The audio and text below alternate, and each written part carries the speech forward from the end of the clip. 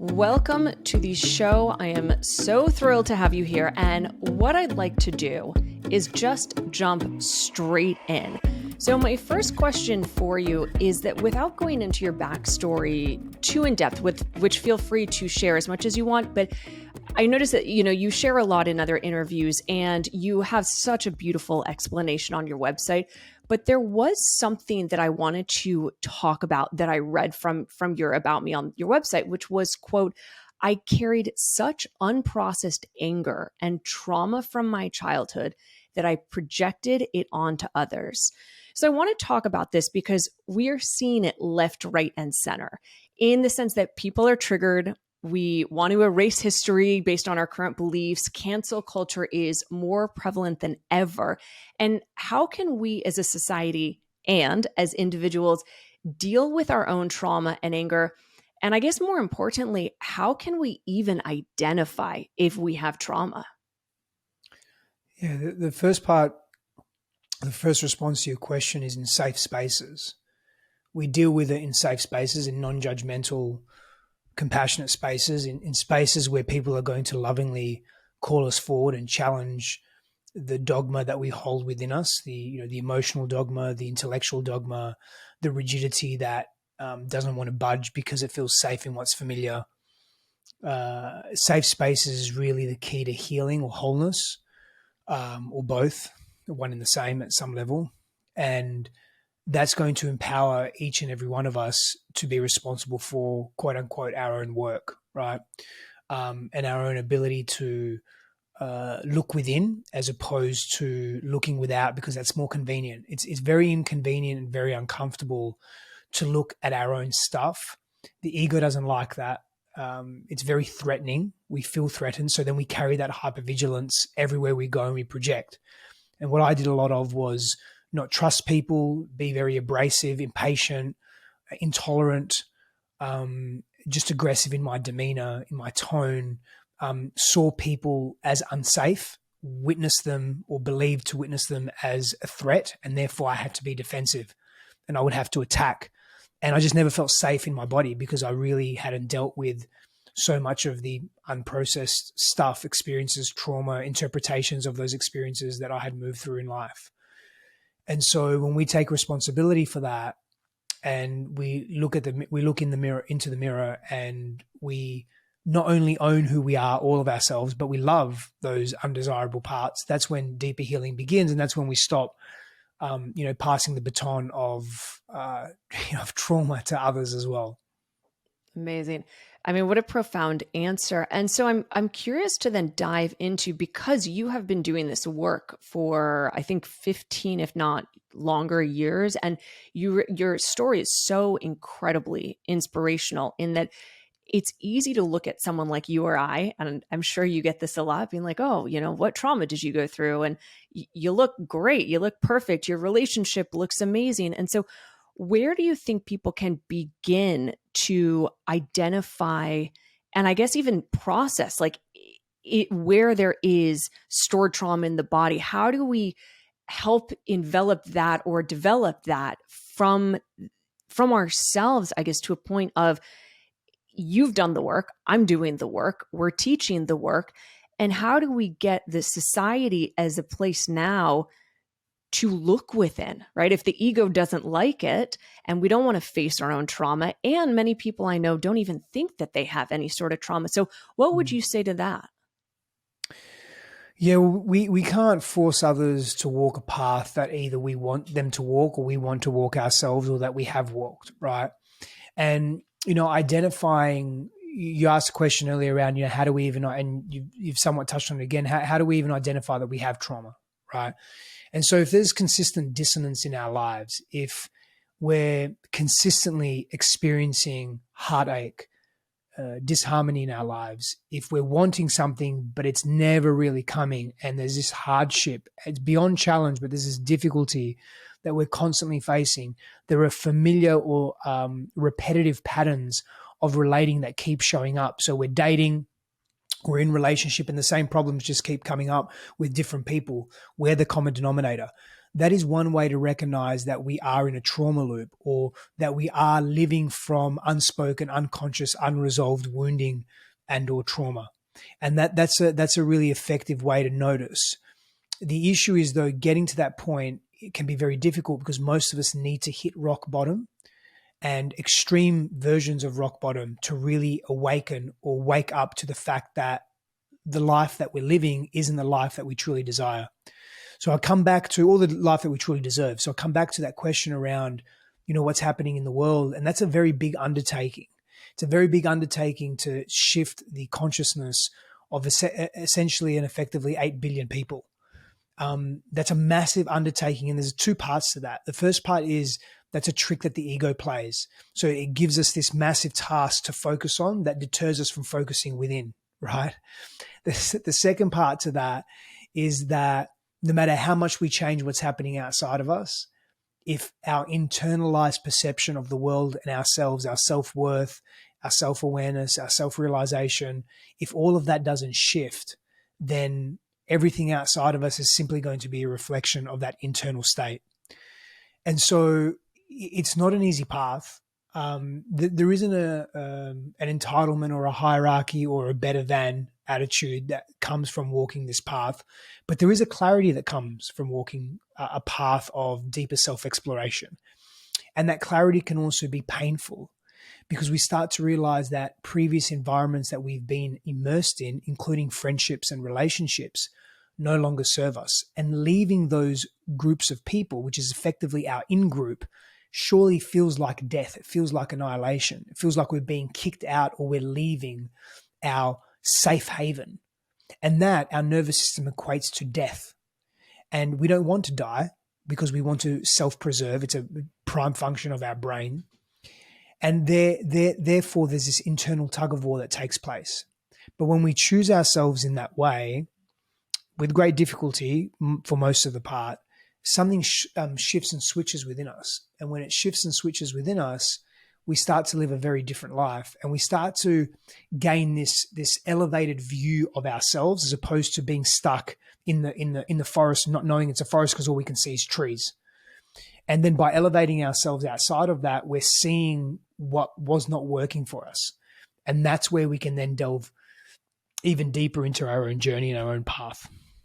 Wow. I mean, you touched on so many incredible things there. And I really want to just acknowledge what you're saying on that it's when things feel like there's turmoil and, the lessons keep coming up. Because that was actually a question that you already touched on, is how do we know when there's trauma? And it's like the lessons keep coming. So do you believe that once we do this inner work, that those quote unquote lessons, or let's say, someone's like constantly in a toxic relationship and calling that in, that we start to heal that once we heal ourselves? Yes. And it's not what will happen is that unhealthy relationship dynamic that we're in may dissipate. It may completely shift. It may evolve. It may leave us, but then we attract another one again, not to test us per se, although that's part of it, but it's really just our nervous system reorientating itself towards what's new, but also being attached to what's familiar. And so the chances are that the more clarity you create within yourself, the more self-awareness exploration you engage in, the choices you make are more genuine to what you truly desire, as opposed to being on repeat and habitual from past conditioning and past patterns that just no longer serve. Amazing.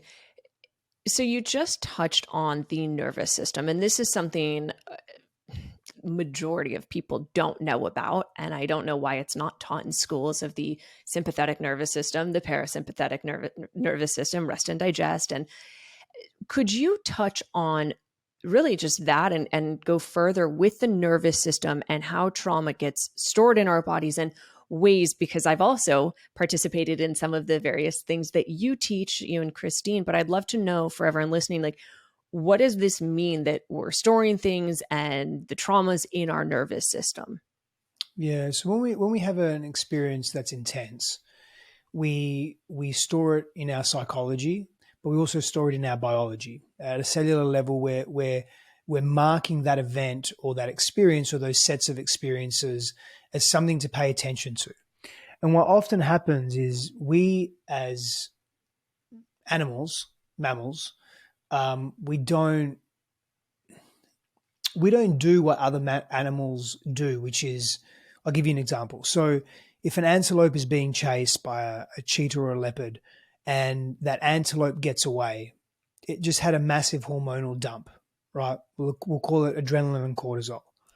And it will find a quiet spot and it will shake it off. It will literally physically shake and remove that, not remove, but redirect, process physiologically and close the trauma loop, get up, and it's done with that experience.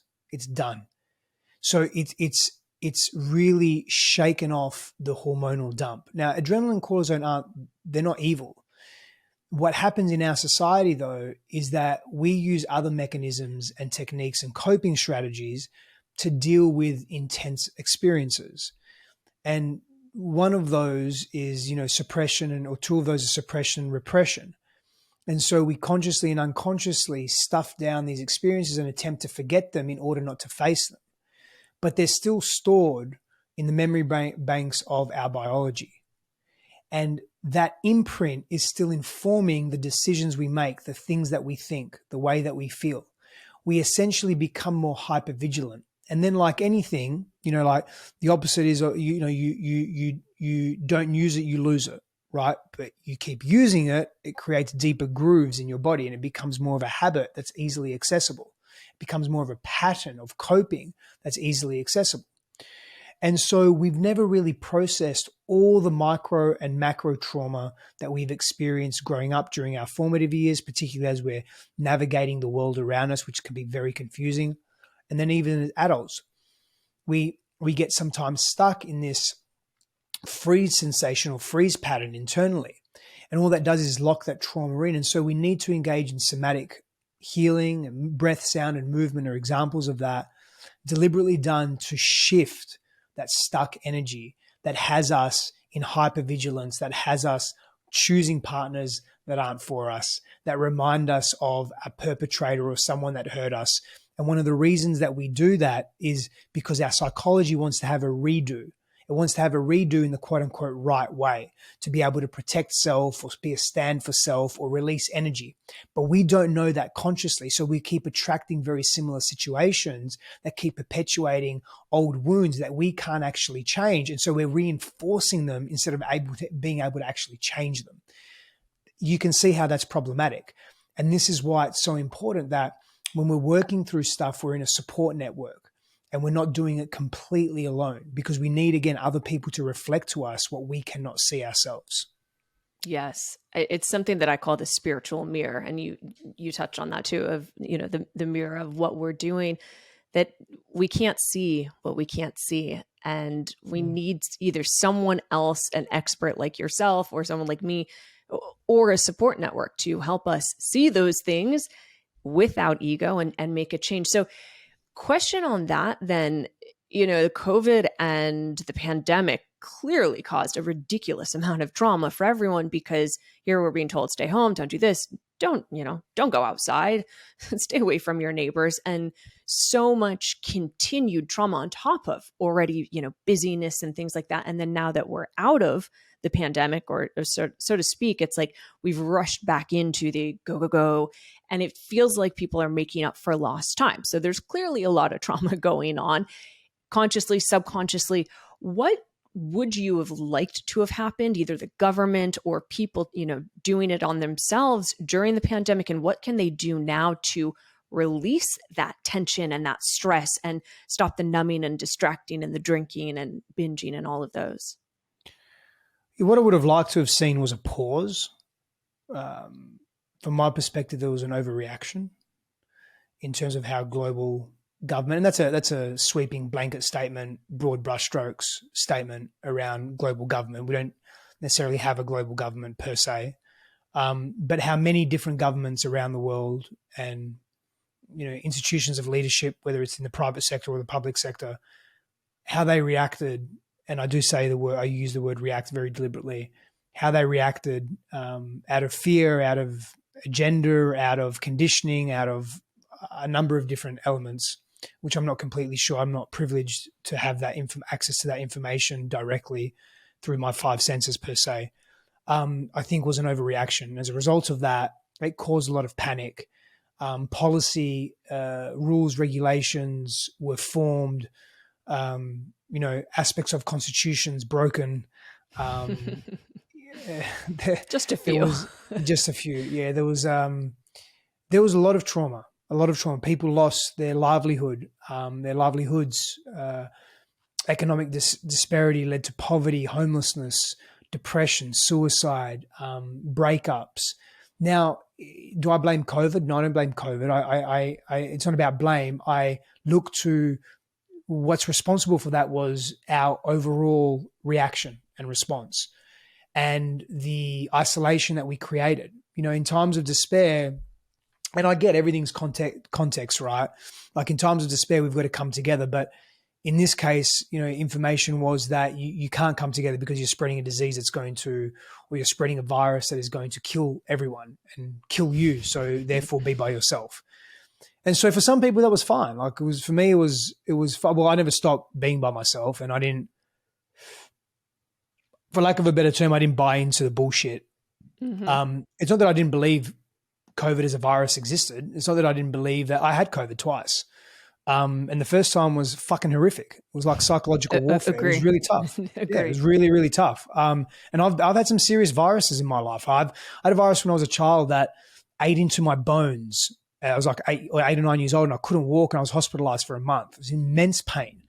So I'm not a stranger to viruses. I don't think that. I mean, I don't share that often, but yeah, I didn't think that this thing is a fallacy and it doesn't exist. I experienced something that was very unpleasant and it was more than a flu. Right. And the second time I got it, I was slightly unwell for maybe 36 hours, maybe 48, and then I was back doing what I do. So everyone's experience is different, right? And my mother was really sick, actually. She was hospitalized. But she's also very unhealthy. So what I would have liked to see the government do is more education around building immune system health and building health. It was an opportunity for us to come back to health in various ways. What we can do as individuals now in recovery from that, but also in response to events that happen very similar to that, and they will in the future. I think, if anything, what we've seen is that governments don't really give a fuck, and they're going to do what they want to do, and that's the same as somewhat certain private corporations as well. So as individuals, we have to be more sovereign. Now, this is a very big conversation, right? So there's two ways. I'll do my best to simplify it. There's macro and micro. At a macro level, we're looking at how we interact with the system and determining what level of interaction we want with the system, right? So cryptocurrency, as an example, is a disruptor. It's a technological disruptor is already changing the landscape of how we do business and how we communicate, including other emerging technologies such as blockchain tech, AI, VR, AR, DAOs.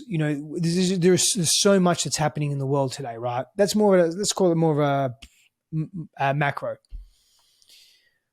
Micro is, as individuals, what level of inner work are we doing on ourselves? What level of responsibility are we taking for who we are and how we want to show up? What clutter are we clearing from our past and our past relationships that can inform less our present moment, so we can be less reactive, more thoughtful, and more present and calm, more in our bodies, not just in our prefrontal cortex, but more in our bodies, so that we can actually analyze, think through, and reason from a more grounded, safe, internalized place and not panic. Now, there are also issues with that, because it's very convenient for me to say that, I have a roof over my head, I have food, I'm not in unhealthy debt, I'm in a quote unquote privileged position, right? Where I have that economic wealth and I have access to resources where I can think about these grander concepts and spend time in these spaces. There are many people in the world, let's face it, at least 2.5 billion people in poverty, that don't have the capacity and the time and the internal and external resources to be thinking about these bigger issues. So I think from that place alone, it's our responsibility for those that have access to that to go a little deeper, not to do the work for other people, but to really be grateful. Like that's another big thing as well, is like, can we practice gratitude for where we're at, especially if we have the capacity to do that? Because that shifts our physiology. That legitimately, literally shifts our physiology, and it orientates us towards what's possible as opposed to what's not possible. So I think they're important places to start, but it's a very big, I mean, it's a great question. It's a very big question what you're asking. To Yeah, me, it is anyway. I mean, it is. And we could go hours on that topic because I'm in agreement on all of it. I guess more so that it kind of ties into another question that I have, which is, there's so many different modalities of healing, of places to start, what to do. And when we look at the self-development world, even it can, or like self-help, spiritual community, psychology community, a lot of it can come across as woo-woo and overwhelming. And a lot of times people are like, I just like, I think I have trauma. I don't, I have like stress, my shoulders hurt, or I keep attracting these toxic relationships, or I can't lose the weight, XYZ, XYZ. And so just like naming a few of these, like we have the masculine, the feminine, now you're hearing like the toxic, and we'll get into this, but like the toxic masculine, feminine, the divine, the inner child, the mother wound, healing the father wound, ego death, like somatic body work. There's so many amazing, right? Amazing tools and practicalities, but I can also see it can become really overwhelming. So people that are going through trauma right now, and we have like this big list, and that was a short list, but like this big list of just things that we can practice and learn and go into. Where would you start with someone? It depends where they are on their journey as well, right? I just want to come back to something too, because I think this is an interesting point, and I'm going to loop it back into what you just shared now too. We've got to meet people where we're at. We have to meet ourselves where we're at. If we meet ourselves less than, then we're going to be uninspired. And if we aim too high, so to speak, and we go too deep, too much, too soon, too fast, right? Which is trauma essentially. If we try to heal the same way, we're going to be deterred again. When this thing unraveled a couple of years ago with COVID, I got very fucking angry, very, very angry. I have, being aggressive is a tendency of mine because of my upbringing, and because I'm still working through a lot of that. Well, no, I shouldn't say a lot of it, just some of it. I've come a very long way with my relationship to anger and rage and so forth. But when this first came out, I was just livid, because freedom is my biggest wound and my biggest value. And I felt so constricted, and people tell me to wear masks and wear gloves when you go, oh, fuck you, I'm not any of that shit. If I get sick, I fucking get sick. If your gloves work and your masks work, then you're protected, you're fine. Right. Like I'm not, this is such a rabbit hole, but I got really, really angry. Right. And I love a good rabbit hole, by the way. Yeah. What I noticed was that anger, it was serving me up to a point, but then there was a real point of diminishing returns where I was living with that anger way too much. And I either could explore that or allow it to leak out onto everything and everyone I made contact with and everything that I did. And I just didn't want to do that anymore. And so when I come back to your question now around, what are some of the practices that we can engage in, what I really lent into back then, and granted, I've been officially, I guess, in the personal transformation space for 22 years, teaching as well, not just in it learning, but teaching and learning at the level where I would meet myself and meet others, right? And obviously, over 2 decades, I've advanced myself, but I had to meet myself where I was at, and where I was at was in my body. I had to move this energy. I had to move and not project it on others. So I really lent into somatic work. I really lent into breath work. I really lent into trauma release exercises and emotional release techniques as well. And really went into that and explored like what's going on for me, what's really, really happening here. It's not about a virus. It's not about government oppression. It's my relationship to all these things. Because I also started thinking about, what about Viktor Frankl? What would he do? in Man's Search for Meaning, I remember that was a very impactful book for me when I read it many years ago, because I almost couldn't understand how he would be in this prison cell and arrive at a conclusion of, if this is for those that haven't read the book, or he was in Nazi concentration camp, and he's a psychologist / psychiatrist, I'm pretty sure. And he survived, by the way, survived the Holocaust. But he got to himself to a point where he was seeing people die around him, left, right, center. And he basically just said, well, they can take my physical body, but they can't take my mind. They can't take who I am here. And the way he shares his story was, no matter what was happening around him, if he was being beaten, surrounded by famine and death and illness and murder and everything, all the atrocities, he was calm inside. And I thought to myself, I get he's an outlier. I get that. But he's also a demonstration of what's possible in the human condition. Yes. And I'm thinking, well, if he can do it, I'm human. Why can't I do it? Why can't I be that person? Why can't I? And it's not about resignation. It's not about bending over or laying down and saying, hurt me, kill me, do whatever you want to me, government, or whatever it is. It's not that. It's more, this is the world I'm choosing to live in. How do I navigate it while staying true to myself, but also not damaging myself in the process? Because I also understand that this immense, intense anger and rage that I'm feeling inside, whether I let it out or not, it's breaking me down at a cellular level intensely. Longevity-wise, I'm going down. So I'm the one that's coping with that. I'm the one that's living with that stress. So how do I shift that? So there's some of the things that I did. And so I think, turning inwards and leaning into somatic work, is really, and that's really, sorry to interrupt, but just, some people, they're going to hear that word somatic and be like, what the fuck is that? So, but let's get back, I guess, to, because you and I are like, yeah, we could like lingo and all this all day, but like, what is somatic body work and what's the practices of it? Yeah. Breath, sound, movement, right? So that's essentially what it is. So for example, you're feeling a big feeling. What are you feeling? I'm feeling angry. Okay. Where are you feeling it in your body? Locate it. Start playing with it, give it shape, give it contrast, give it texture, give it context, describe it, visualize it, feel it. What does it need? What is it telling you? Well, I need to beat my chest. Cool, beat your chest. I need to scream. Cool, scream.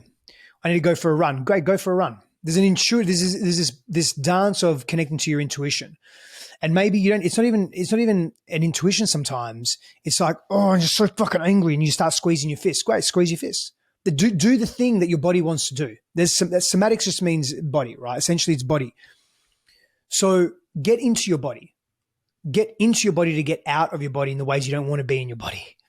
So sometimes we'll breathe a particular way. Like every month I have a breath work for the feminine event, a live immersive experience that is physically live and virtual as well, right?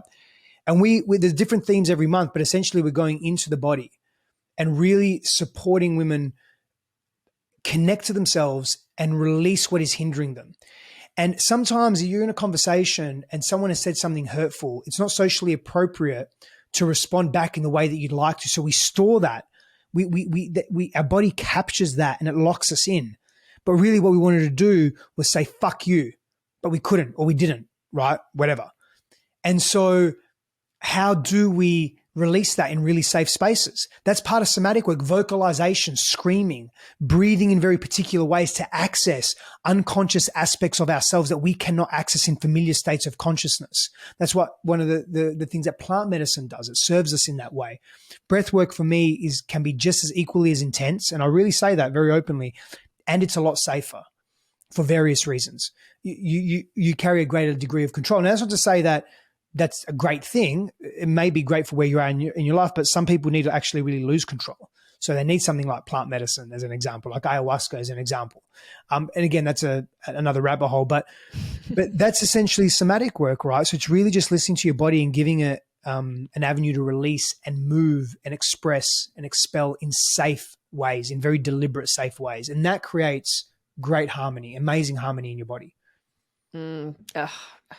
I wish we had time to go down all the rabbit holes I have to say and all the conspiracy theories. And I'm like, I am 100 out of 100% right on all of them, even though I was labeled the conspiracy. I'm like, yeah, well, I was right. Turns out. So switching gears. And I actually want to say that I had listened to Christine, your lovely wife, her podcast for a while. And then during COVID is actually when you guys, I think, did your first ever virtual event. And I was at a place, had just broken up with my like on and off long-term boyfriend, like just traumatic and sad. And normally I'd be like, Mm, okay, cool. Where am I going to go? Because I have friends all over the world. And oh, it's COVID. You can't see people. You can't, nobody wants to welcome you. And literally all the flights are, closed. So I went back to my parents' house and for 3 weeks, and boy, was that fucking fun. But in the process, and literally day one that I got back there, I was like, and it was on my birthday too, 2 years ago. I think 2, 3, who knows. And I did the inner child healing workshop, mm, and I'm like, hey mom, so I'm back. Haven't seen you. There's COVID. It's my birthday and I'm going to go do this 3-day workshop. Bye.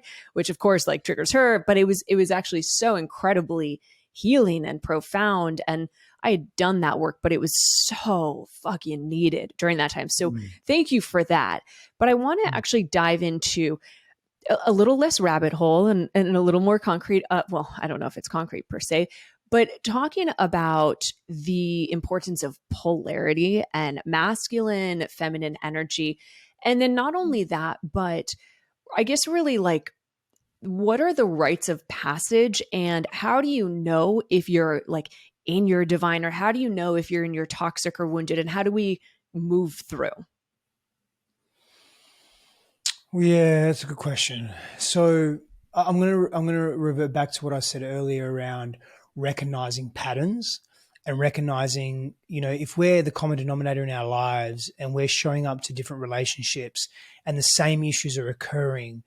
I have no problem, by the way, of using the term toxic. I think it's in our society, it's been overused and misconstrued as well. And it's associated very strongly with men and masculinity. And those two are connected and separate as well, from my perspective.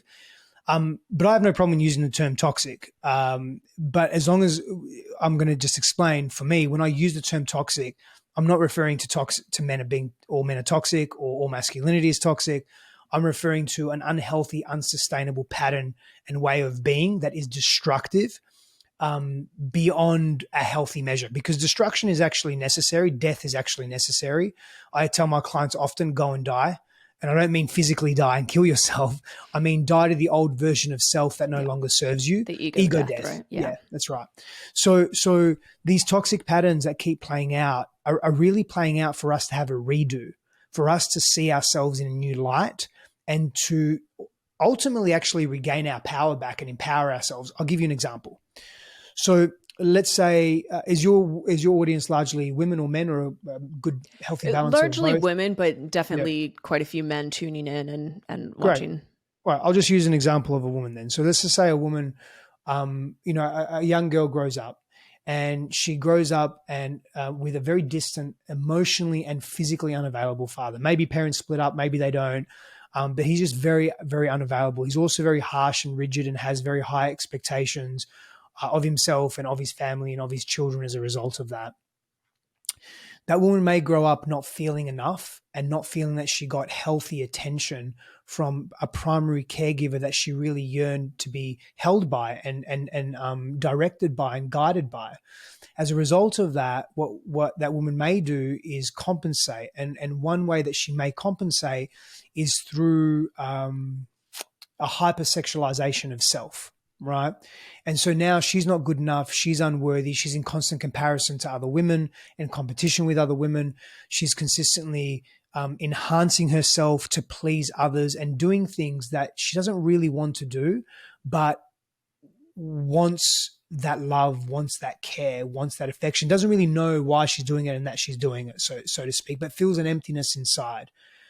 I would assume, and this is just based on my personal experience working with so many women, that that could be very true for at least some women that are listening to this right now, if not a very firm handful, so to speak. And so what's really happening there is this pursuit of, I want dad's love. I want my father's attention. And I'm seeking that in other familiar places that remind me of my father, aka other men, right? Our biggest relationship, our most important relationships are those to our primary caregivers, and our intimate romantic sexual partnerships are replications of those. And they become eventually our most important ones, but they either become our most important relationships in healthy ways or unhealthy ways. And so that pattern of seeing that is really, really important to break. But the only way we can see it is if we choose. And this is where like there's this invisible leap, right? It's like, because we all want, oh, well, so what's the first step? And the first step is one that's quite mysterious. It's one that it's something that calls it, it's that rock bottom scenario. It's like, fuck, I've had enough. I've hit rock bottom. Something's got to change. Bang. Now I can start seeing the world differently. Now I start making decisions differently. And so from that place, we have to, it's almost this invisible leap that we're making, that we don't know we're making sometimes, that says, why am I doing this? How am I doing this? What's happening here?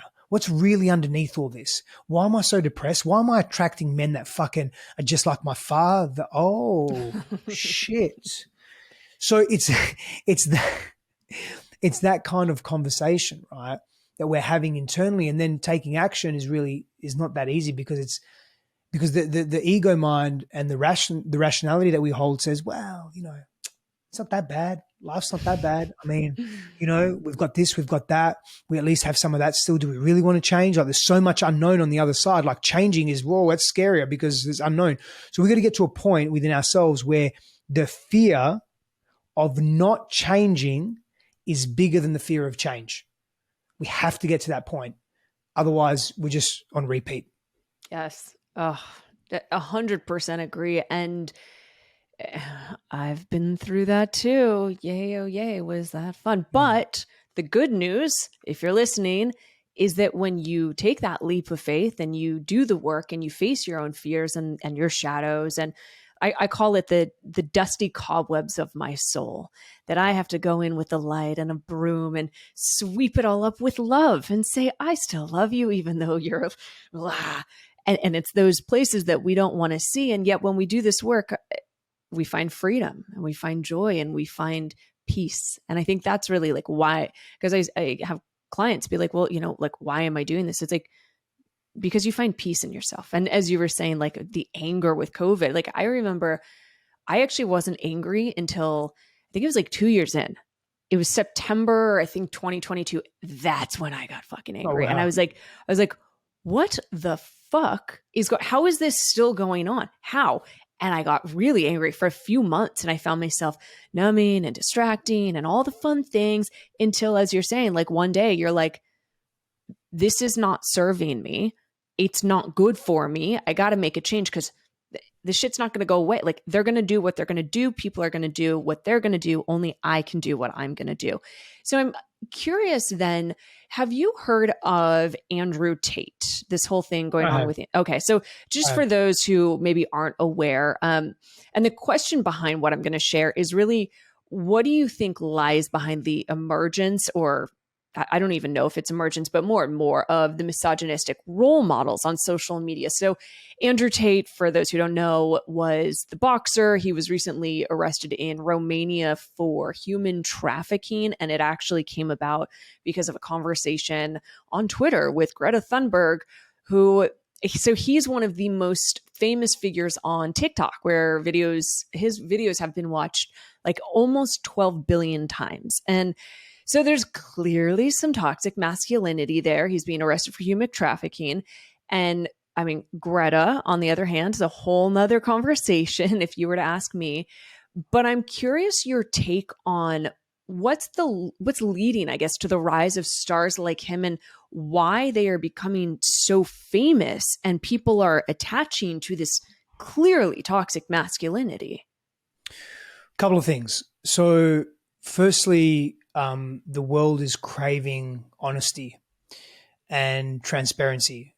And we'll just focus on him for a moment because you brought him up, appears to be very transparent, outspoken, speaks his truth, etc., which is very refreshing for most people, because especially with COVID, especially with the lies that we've been told for many, many years, for thousands of years, essentially, by elitist groups and people in power and positions of power. And all of that stems down to a fear of our own mortality, a fear of loss, not really, unworthiness, sense of unworthiness, a whole bunch of stuff, right? So there's that. The world wants truth, and we're sort of at a point where, fuck it, we'll just take it however it is, right? Now, one of the reasons why he's become so popular with young men and men is because there's so much gender confusion in the world that we live in today. And that is a real deep rabbit hole. We'll touch on it though, because it's part of the, I believe it's part of the issue, or part of the way that he has risen to popularity. And because men are so disorientated, and let me be very clear when I say this, I'm not blaming women's movement or the rise of aspects of feminism. In fact, I celebrate much of that. I celebrate equity in our society, and we need it. I don't celebrate extremes wherever they go, whichever way they go, because I don't think that's helpful. But I also understand that what often happens is the pendulum needs to swing in extremes for it to come back to a center point of homeostasis or balance. So to me, it's all part of the process, and I can see that. Sometimes when I'm in it, if I'm affected directly, I don't always handle it with as much grace as I may be explaining now, but I'm human and I'm working on it. I'm getting better. But he's appealing to many men because many men have been wronged for being men. They have been wronged for their masculine expression. They've been wronged for their ideas.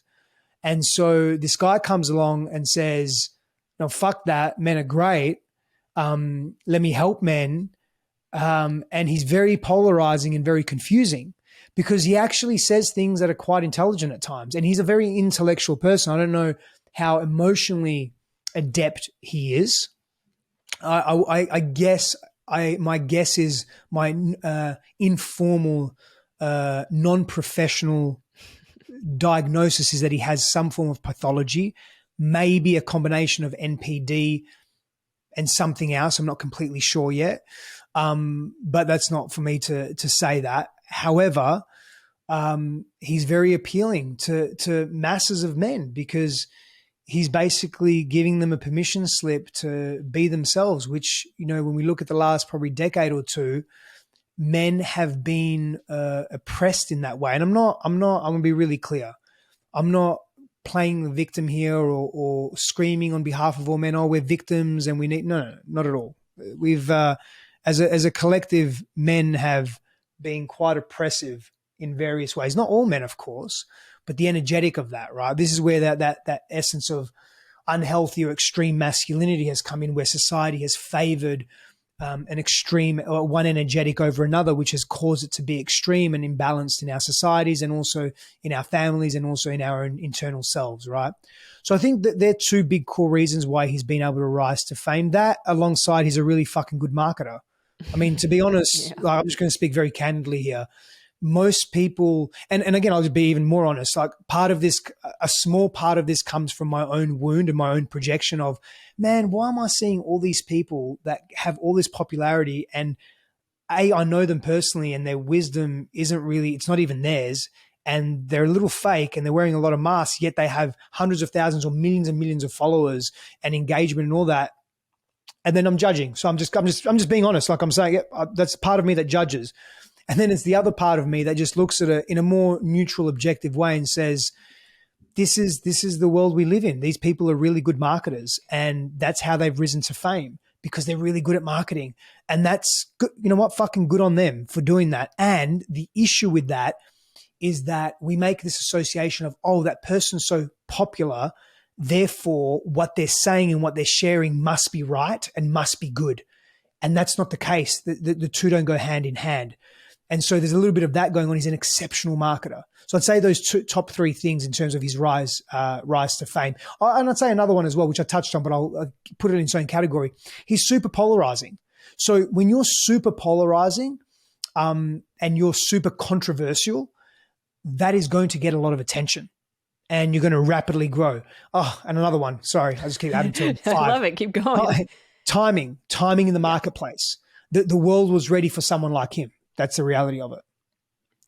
I mean, you're spot on everything. And thank you for being candid and honest. That's what the conversations I have are really about, because I like controversial topics, not in the sense of for the marketing of it, but more so for the realness, because I see so many people, like there's people online that I get triggered as fuck by. And I'm like, I am aware that's my own trigger, my own shit to deal with. But like, I get really frustrated when I see women who, you know, marry a guy, have lots of money. Oh, wow, their brand just like blew up. Who knew they'd, you know, have 2 nannies and here, like I've like hustled worked hard as F Mm. for everything I've done in my life. Like I've literally learned Photoshop from, you know, watching videos and this and that, like creating my own websites. And so then I'm like, right, of course your brand is like 5 million people now because you didn't have to, you know, watch your kid. So I have my own triggers too. So I like the radical transparency and I take full ownership. That's my own shit to deal with, just as you're Mm. talking about. I actually want to switch it then, talking because you mentioned, you know, the whole feminism movement, which I'm kind of a critic of it. Like, yes, I am with you. Equality, equity, like we need to have the rights, and the fact that women's body rights have just been taken, like what the fuck.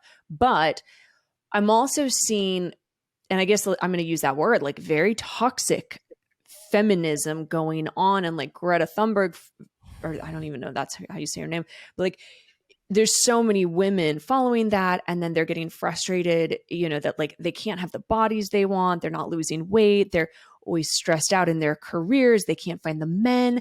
And then I have so many of them come and find me because I am a strong woman, and I, Nikki Sharp, had to learn the difference between being in my masculine, which was fear driven, and being a strong feminine presence, but also learning when to tap into that softer feminine, right?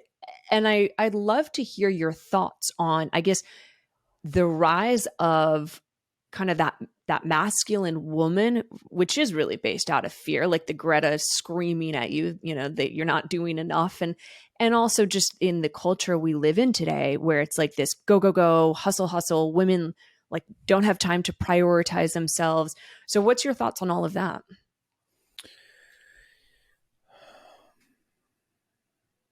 So the extreme aspects of the feminist movement I don't align with, because it suppresses men, right? And essentially it suppresses parts of our society that allow this society to function, or can function, really effectively.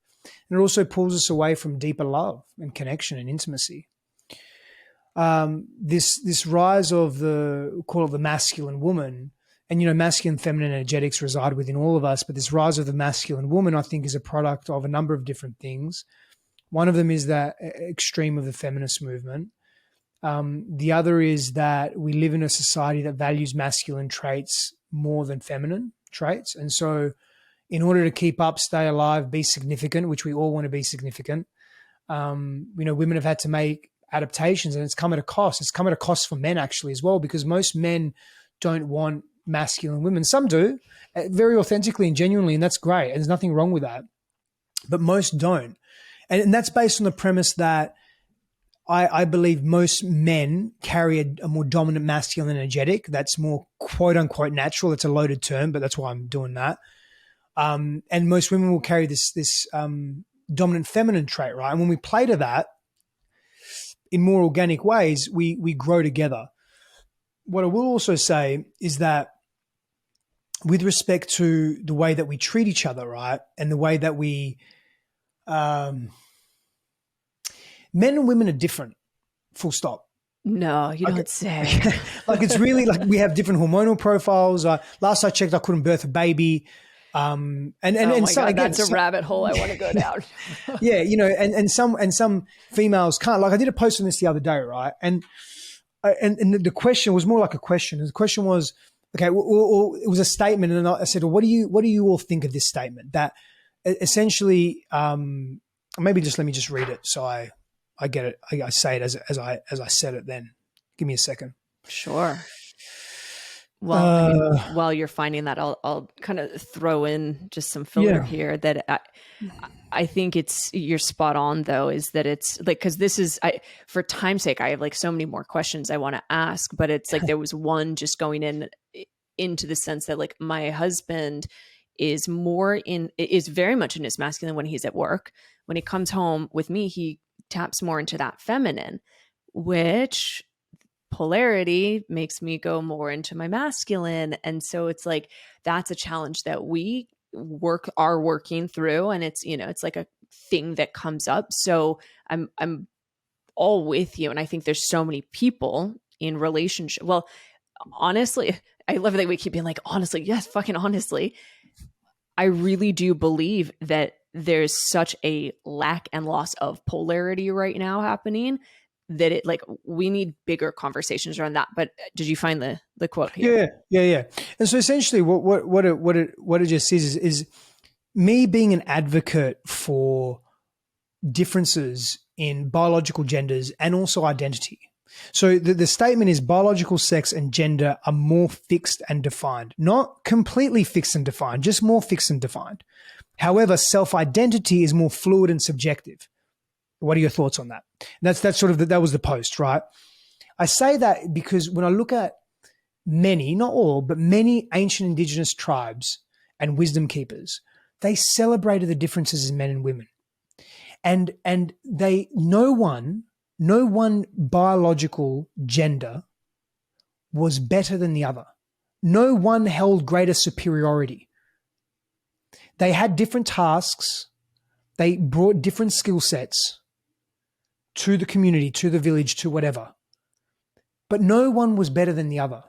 And we seem to have created a fucking world for ourselves born from fear that men are better than women or women are better than men and it has to be this way. And you know what? Try fucking surviving without women. And I say the same to women. Try surviving without men. Could you do it? Yeah, you could, probably. At some point. I mean, it depends. Maybe not. I mean, I don't know how there'd advanced. be no babies. Either way, there'd be no more babies. Yeah, I mean, and there maybe could be. We're probably close in an artificial way, but I mean, the preservation that would have to take place, the new science that would have to be developed. The whole point in me saying that is not to logically find a way to perpetuate the species of humanity, but more so that we fucking need each other, and that's okay. Like, it's actually really good. It's really great. Like, but we're so scared of each other, and we're so scared of ourselves, and we're so scared of what's possible. We're ultimately just fucking really scared of love. We're scared of really deep love. That's really what it is. And we're scared to be loved because we've never been shown. Most of us, not all of us, but most of us grew up in very loveless environments and very dangerous environments, very volatile, violent environments. Not everyone. But that carries on societally, and it impacts us as a people. And so, I just, coming back to your question, the more we create separation, the more separation we're going to perpetuate. Coming together is not going to be easy because it's going to require humility, and it's going to require being curious, and it's going to require coming into deeper self-love. Yes. And, one thing I would add there too, which kind of goes back to the first question that I asked, which was, how do we even identify if there is trauma? Like, one thing that we've learned through therapy, my husband and I, is he had a phenomenal upbringing. I had a very not phenomenal one. And that's led me down the rabbit hole to do the self-work, self-healing, all of that. And through therapy, he's kind of started realizing like, oh, well, there was sort of a lack of emotion and pushing things down, which he didn't realize was like a trauma-based response from his parents. And so that's really like trauma happens in all forms. And I think this is just such an important conversation we're having. I'm going to switch the gears a little bit here. Is that okay, Stefanos? Yeah, of course. Yeah. All right. So I'm going to ask kind of two questions in one because they're both really tied together. As my audience is predominantly female and those listening, and it was a question when I shared that I was interviewing you that women really wanted to know. So kind of part one of it is, how can women, especially based on what you just said, how can women, like simple, tangible things, step into that feminine aspect more? And then the second part of it is, I want to talk about sex, baby, and some sex tips to increase passion, whether, you've just met someone, you're in a long-term relationship, or you've been together a while, because I think they do go hand in hand. Yeah. So the first part of that is self-worth. It's actually not that, well, it's simple to understand. Yes, it is. a little difficult to do. Self-worth so that you can receive. So you can receive openly, because when you know and you deem yourself to be worthy, you will allow yourself to receive. And in receivership, we as humans are in a beautiful feminine energetic. And when we're able to fully receive, we're able to fully let go and be in presence and be in the moment and be fully connected. And I'll tell you, there's something really special when a man feels, I'll speak for myself, when I feel my woman into full receivership and I see her opening without inhibition and just being in the present moment, whether it's a sexual or non-sexual interchange, there's something really, really fucking special about that. So work on your self-worth, work on your self-esteem, be active in those areas, learn to receive because you deserve to receive, and be in that receiving. That's not taking excessively. That's not being hyper selfish. That is you in your power, and something really beautiful in that as well, because then you open. And when a woman opens, wow, like there's just that's just such a special thing, because that man then feels that he is trusted. And a man that is a man of integrity and honor, and a man that wants to ravish his woman, will do so in just very beautiful ways, will not take advantage of that. Obviously, there are people that will take advantage of that. And then when you're in heightened self-worth, you won't choose those people constantly. Right? So there's a positive double-edged sword there. Self-worth, you're going to also choose better people to be around. And the second part is what I'm hearing, if I'm hearing your question correctly, is how do you invigorate your sex life, basically, right? How do you charge up your sex life? And so, you touched on polarity earlier. So it's finding those harmonious energetics within you and then playing to those, right? And knowing each other. There's so many tips here. So knowing each other's wounds and shadows and traumas so that you don't perpetuate them, right? Because if you don't perpetuate them, you leave space for sex to be safe and sex to be spontaneous and sex to be connected and powerful and creative. It becomes a creative magic, right? Seek variety within your sexual expression. That can look so many different ways. Could be doing a traditional tantra course together. It could be working with a love and intimacy coach. It could be trying new things between you. It could be bringing people into your other human beings, into your sexuality, if that's something that you're interested in, right? There's so many ways to dress this up per se, but practice getting to know each other for the role play. Like there's so many different things that you can do to get to know each other in ways that you haven't got to know each other before. Amazing. And when you talk about a woman being open, right? And your woman and your wife, and when she's in that essence, what are the tips for a woman to get there, to be open? Because something that I face with clients is they're like, I don't feel confident in my body. I don't look good. I have cellulite. I binged today, whatever it is. And so they're in their head, which then prevents them from having that openness.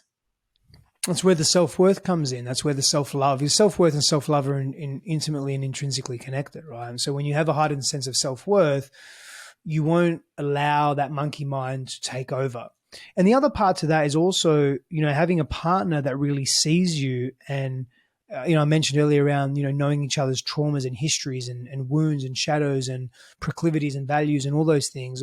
When your partner can see that you're a little down, he may support you. He may grab you and say, fuck, you're so beautiful right now. And he doesn't need to know what's going on in your head or whatever it may be, right? And so you support each other in those ways. We're human. We're going to have times of internal challenge and turmoil where we're down on ourselves, and we're relational beings. And so having people in our lives that can tell us and show us how fucking amazing we are when we can't connect to it in that moment is actually really helpful as well. Yeah, spot on. Is there anything that I haven't asked that you want to share, want to talk about, or are you feeling cleansed and fulfilled here? I think I'm pretty good. I mean, we opened up many a conversation that could definitely be explored in so many different ways, but I feel we touched on a lot. And I really enjoyed the conversation. I think there's a tremendous amount of value here for people that are seeking to do life differently if they really want to. Yeah, 100%. So with that, where can people find you? What do you have coming up? And I'm the first person to say the work you're doing, firsthand tried it, is amazing. So I highly recommend it. But yeah, where can people find you, and what work should they be joining? Yeah, thank you. Appreciate it. So yeah, my website, stefanosstefandos.com, social media at Stefanos. And, I have a number of different things coming up. So my wife, Christine, and I have a program called Be the Queen. And that is a beautiful program for mainly single women that are really looking to reignite love in their lives again. but also do that inner work to get them ready for a healthy relationship and a healthy man to enter their lives. And so we officially launched that. Let me see if I get this right. I think it's actually February 28th is, hold on. Yeah. No, wait, hold on a sec. Well, Anyway, I'll it's put end of everything Feb. in the show notes as Yeah, well. yeah, it'll be all on my website. But we launch beginning of March or Feb 28th, somewhere there. Feb 28th is my birthday, so it's one of those days we have a bonus call on that day. But that's a beautiful program. Then every month, I do live here in Austin, Texas, in person breath work, 3-hour immersive somatic and breath work events, and every theme is different. Every month is different. However, it's not just to that theme. So in other words, come, be in community, create clarity, release, be cleansed, like really, really feel connected to yourself in a new way. That's for women only, but that's also live streamed and recorded. So it's virtual. We have hundreds of women from all over the world that come to these events. It's really beautiful. And that's growing as well every month. Amazing. Well, I was looking on your website about that, so I intend on doing the next one. It looks incredible. Wonderful. Well, with that, Stefanos, thank you so much. What a wildly, weirdly profound convo. And this is just what I love about interviewing people. I have a few questions and then, you let it go for the ride, and wherever it goes, it ends up. So you're magical. Thank you for being here, doing the work you're doing and coming on the podcast. And with that, until next week, here's to a sharper life.